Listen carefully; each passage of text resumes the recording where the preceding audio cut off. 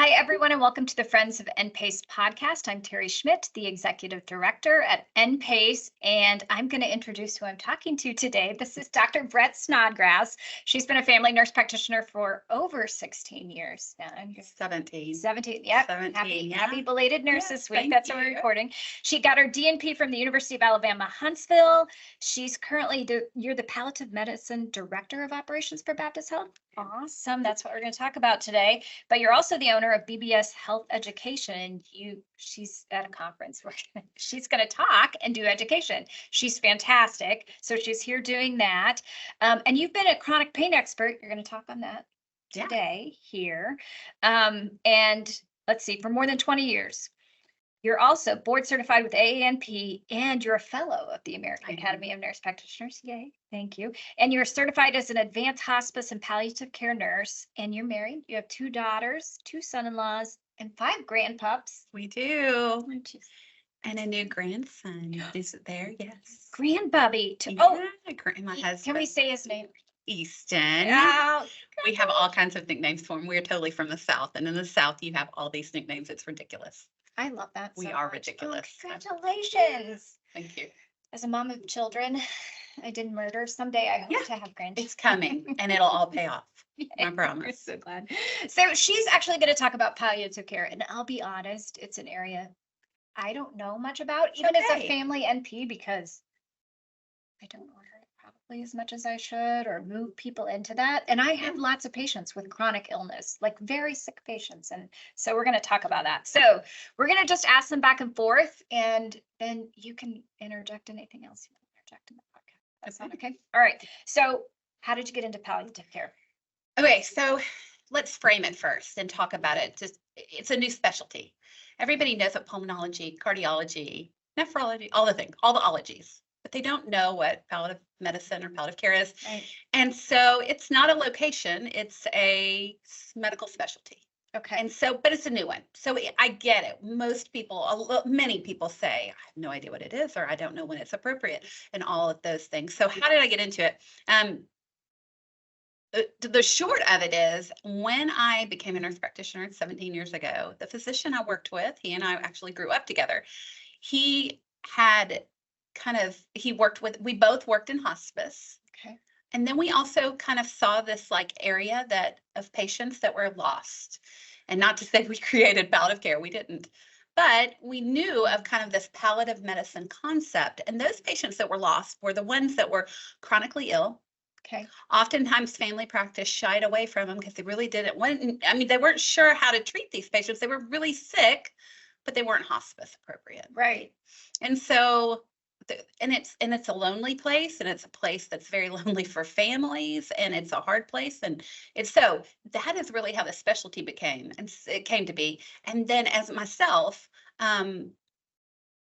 we just saw the niche, and we saw the issue, and we kind of met it. We were the 2 that started the first palliative medicine program in Memphis. Wow. Back about 17 years ago, really, right about the time I got out, we started that. It looks very different than it did then. Okay. It was much end of life. How do we keep people comfortable? And before they may not make it out of the hospital, they may not make it to hospice, but then how do we take care of them and make them comfortable in the hospital?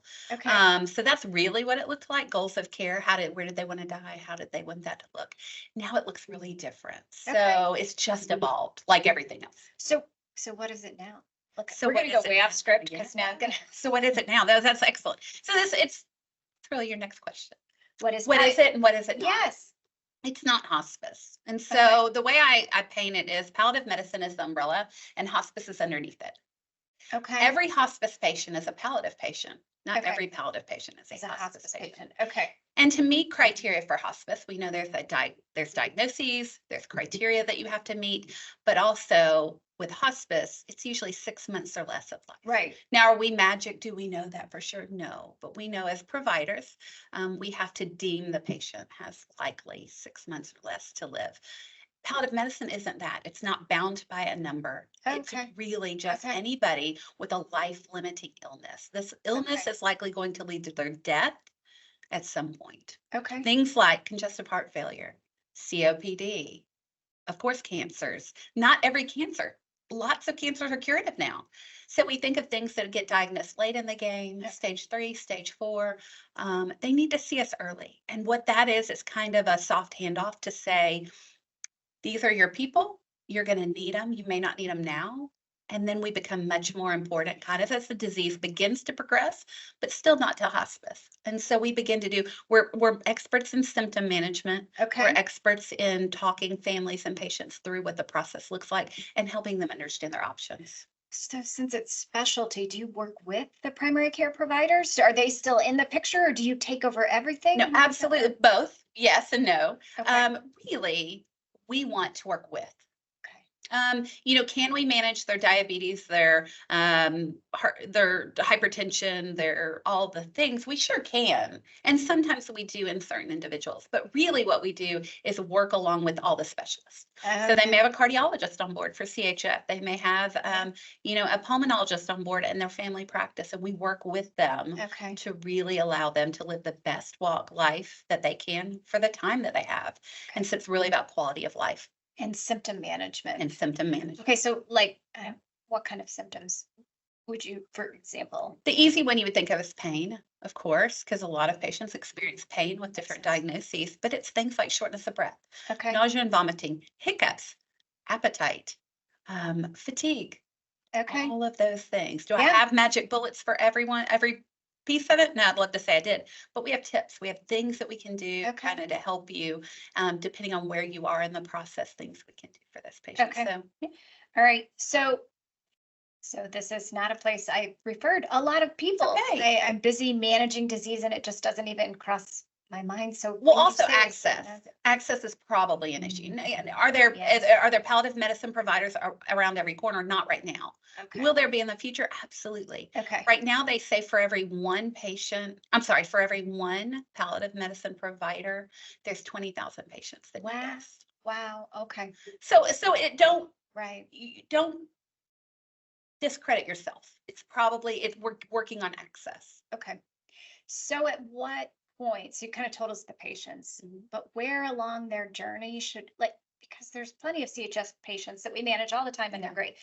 When we kind of know with hospice what that line is, you said 6 months. When do we go, palliative care should really help? When they're getting more symptoms than we can manage, or it's all the time? I would say as they begin to advance in that.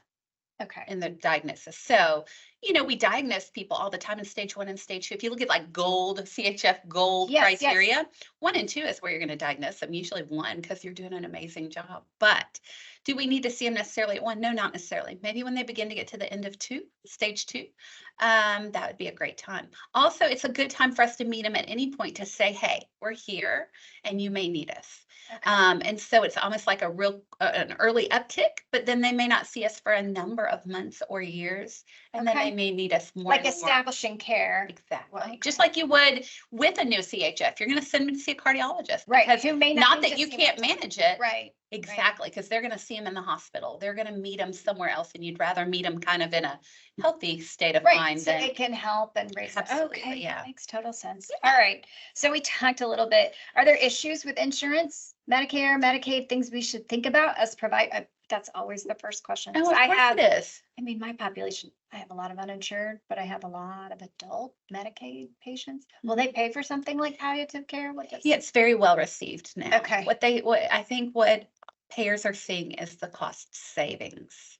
I always tell people palliative medicine doesn't make a big money for the hospital, but they save the money huge amounts in ER visits and readmissions and things along that line. So yes, Medicare, Medicaid, all of them, they usually have a benefit of palliative medicine and most commercial insurances. Okay. So if I'm going to refer a patient to you, say I've identified someone and they've got uncontrolled diabetes for years and now they got venous stasis and they've got stage 3 CHF and we're having symptom after symptom, and I say, who would be great is palliative care. What do you need? If I was going to send you a patient, do I send all of their records? Do I just send a few in the last labs? Do I just send them to you and say, good luck? Do you want to do what do you want? Yeah. Oh, that's good. We don't get asked that. That's like Pandora's box. Sorry. I mean, do I want, because you're going to be established with them. You're going to have years and years of the records. Right. I don't need them all. I think it would be wonderful for me to have the last 6 months. What's going on in the last 6 months? I'd love for Terry to reach out and say, hey, I'm sending you this patient. Let me tell you just a second about them. And that's so Okay. helpful. Okay. I know we don't always have that working relationship, No. but sometimes we do. So that's great. So definitely, Okay.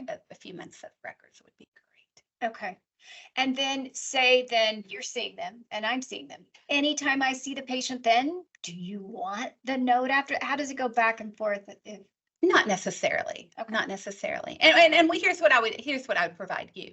I will provide you notes back. Now, I'll probably, as primary, I'm probably going to send every note back to you. Okay. Just so you're captain of the ship, like you're keeping up with all of this. I'm probably sending you notes back, just to say, this is what we did. This is what we talked about. These are things we're thinking of, or these are things we're trying. So you can follow up on them, but not necessarily. Now, if there's a major change or something you think I need to know, new of course. diagnosis or uptick in Absolutely. symptoms or Yes, something. yes. Okay. All right. That makes sense. We'll do that. Barriers, besides lack of access, what are you seeing are barriers? And is the word even palliative care well received with patients? Because I know for years in healthcare, the term hospice like terrifies some families. They don't ever want to admit they're at this place until most of the time it's too late. Like we're like, Yeah. we know they're going to die, and hospice comes in, and what do you know, in 2 or 3 days? Oh, yeah. Which hospice we know has such great. So how is palliative care received by families? I think it's just like anything else. They're learning the term. They're learning to understand what it is, what it's not. I spend a lot of time defining it, just like I defined it for you. Okay. Every time I walk into a patient room, I define it. Okay. Because oftentimes I get big deer in the headlights look like, wait, nobody told us. That we were done. Yeah, that Yeah. this was the end. Well, it's not the end necessarily. So I think it's just we're a new specialty. In 10 years, you can't expect everyone to get it and know. Now, when we first became a kind of a medical specialty, it was called supportive care, and I still run into people that are afraid to use the term palliative and things along that line. And we are very, we want everyone to use the term because we don't want it to be synonymous with Okay. death. We really want it to be synonymous with life and quality of life. Okay. So, yeah. No, that's good. I like But I that. think the barriers are, it just simply takes time. It takes time. Okay. So, And that's the biggest patient and family barrier. Do you ever get people to go that say, nope, I don't want your services after you explain what they are? Or yes, I mean, you Okay. always have, I think even pulmonologists and cardiologists sometimes go, oh, I don't need you, in rural healthcare. They yes. don't want to see specialists. So yeah, I They mean, there's don't. always I've managed my Yeah. diabetes for 5 years. no, Terry can do it. I don't want to see anybody but Terry. I mean, I worked in rural healthcare, so Yeah. I have been attached to those patients at like the hip. So no, I think there's always a little bit of that. Yeah. It's just so much more well received, and so often is thank you so much, and so often now it's I need to see Brett. I need to see Brett. Like send Brett in, and I'm like, you guys, they can manage it. They've got this. But then we become kind of a lifeline to them. Because you fix some stuff and you're responsive and we listen, and we do what nurse practitioners do. We listen. we do that really We well. do. We are. And that's why I say nurse practitioners are perfect for palliative medicine. Yeah. Because we listen. We don't just think about a patient or a diagnosis. We look at the whole patient. We look at the whole family, and we got to put it all together I for love them. that. Do you see patients in the office only? Do you do telehealth? Do you go out to it? Where do you do this? So palliative medicine has a place everywhere. I would love to say we are everywhere. Now, we are at a very forward-thinking hospital institution, which I love. And so we started in the inpatient setting. We're very well penetrated within the hospital setting. We have multiple hospitals within our group of hospitals that we have a program. So we oversee all those programs. We have a home program. So these are nurse practitioners that come into the home and do palliative medicine, which is a huge blessing. Right. I would love to say we've fixed that in outpatient, visit type setting that we think of. We don't, and we don't currently. Cost, providers. Yeah. I mean, we have so many, we all know, like healthcare. More of So those we fair- don't, but we're moving that way. We do have within our hospital institution, we are very well embedded in LVAD and heart transplant programs. Oh, So okay. we work in their Okay. outpatient clinic. Yeah, we do heart transplants, and it's been eye-opening for me as a family nurse practitioner, and as palliative medicine. And then in oncology, we have kind of an outpatient Yeah. presence, not as boisterous as I'd like to say. We should have. But we're working there, and it's truly as quick as we can create it, it is being pushed out. And I think that's the thing. And I would say in the podcasting world, we need more of these programs and more of these hospitals. I'm more and more kind of aware of the need of palliative medicine. So I'm always pushing to get more programs into hospitals. How do we advocate to C-suite? How do we talk to these higher ups to say, this is how we can help you and you need these. You don't need these only for patients and their families. You need it for all the providers at the bedside that are burned out, that are exhausted, and that are treating these patients every day. We come alongside them and we've changed kind of their quality of life as well. It's been amazing. Yeah, well, and I think sometimes these patients are so complex. So if cardiology is involved, if nephrology is, they each do their little piece, and then the patient is still having other symptoms. Then like, well, talk to your internist or family. Exactly. Yeah. Such a need. Yeah, no, that makes sense. Okay, so patient barriers we talked about. Insurance, you said well received. So Pretty well received, yeah. really, is it just information and getting that out and getting more clinicians interested in going this way? Yes. And as we said, the hospitals and the, being well received from administration, kind of from the higher ups as well. Many hospitals will say there isn't a need for that. We're doing that. Why would we spend more money on that? And again, then the question is, how much money can I make for the hospital, right? Yeah. Because it is. But yeah, there's exposure. So we get the word out about palliative medicine, what we can do. And then of course, just training more. We need more trained. We are working, and I'll share this, we're working on an APP fellowship. We have physician-led fellowships all across the nation for hospice and palliative. There's only, I believe, 9 or 10 fellowships for APPs in the United States for palliative medicine. So for me, that is my next step within our hospital system. Okay. We want fellowships. We want to be training advanced practice providers and sending them out. What does that look like? What does a fellowship look like? Is it so many weeks? Do they It's usually a year. Yeah, the goal is a year. And again, you think, wait, I can't stop life for a year and go to these fellowships. Really, you have to find a fellowship within your area, probably, unless you want to move. And we would love to have you. But it's usually a year. You get compensated from it, probably not to the extent that we get compensated as nurse practitioners, paid for that. But it's an intensive year of training. And at that point, then our goal is we keep you, or we're able to send you out, and we're doing good work either way. Yeah. And they're doing good work either way. My goal would be that we keep sending you out, because I want great NPs and PAs in palliative medicine. Yeah. I have them currently in my hospital, but I want more across the nation, right? Yeah. Right. I want to make a nationwide impact. How many APPs do they take in a fellowship a year? Usually it's 1 or 2. Yeah, it's really tough getting in. Yeah. And meanwhile, people are retiring. I know. So it's like as fast as we can. So you see the work. I mean, really, we're going to need to build this into curriculums, into colleges, into universities. Right. And there are a few palliative tracks. I'm such a proponent for these palliative medicine tracks in colleges and the universities, because we've got to train there. Yeah. That's probably our best way to train. Okay. Yeah. Oh, we're going to talk more about that. I like that. So many opportunities. All right. So we talked a while. One pearl that NP should take away from what you and I have just talked about palliative care, that you say, please remember this. Oh my goodness. I would tell you, and we didn't even talk about this. Please remember not to shy away from these conversations with patients. They need to know. Okay. They need to know. As much as it's hard. It's hard. And, again, we have conferences where we teach how to have the hard conversation, because there's techniques. Right. I was taught how to have these conversations. How do you talk to them? How do you get them to talk to you?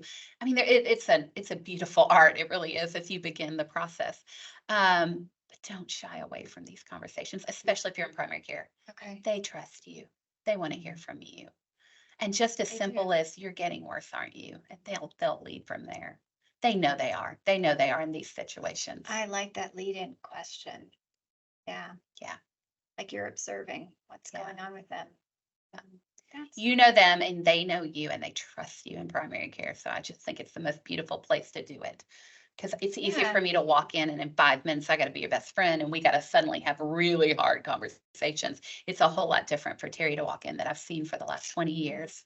We should talk about that, maybe doing some education on how to have that conversation Yeah. as part of palliative care. Okay. Absolutely. All right. Resources, anywhere we should send nurse practitioners that they can read up? Or Oh, wow. So there's probably one of the most great organizational websites I've ever seen with palliative medicine is Centers for Advancing Palliative Care. Okay. It's CAPC. We call it CAPC, CAPC.org. CAPC.org. Yes. Got it. It is probably the most robust. There's a paid version, but there's also a free version with a lot of education and things. Okay. So, perfect Good. one-stop shop right there. CAPC.org. I wrote it down. Oh, I could have written so many other things. This was so great. Thank you so much for coming and just introducing the audience to this. For those of you who are listening, you can find us all things at learn.npace.org. Brett, you can even find continuing education there, and maybe we'll do some on these hard conversations. But she's going to talk today on polypharmacy and controlled substances. Deprescribing. Deprescribe. I bet you do that some in palliative care. Do people feel better when you do? It's amazing. It's really amazing. So yeah. All right, so we're going to record that today. It'll be available Great. in 3 months, and we'll have Brett back. You can also find her. She has social media, and I just found out she has a TikTok account. The NP Mom Reads. Yep. NP Mom Reads. Is it the? Does the? It's the. No, it's the. I don't even remember the NP Mom, and then I believe it's _reads. I don't know. I should know. I get it. I got to get on. That's how plugged in I am right there. She's on LinkedIn too. I know because we follow her. And I get all that too. But thank you so much for being here and sharing resources. And you can find us there and all the places you get your podcasts: Apple, Spotify, all of those places. We're also on YouTube, which I'm a fan of. And thank you all for listening.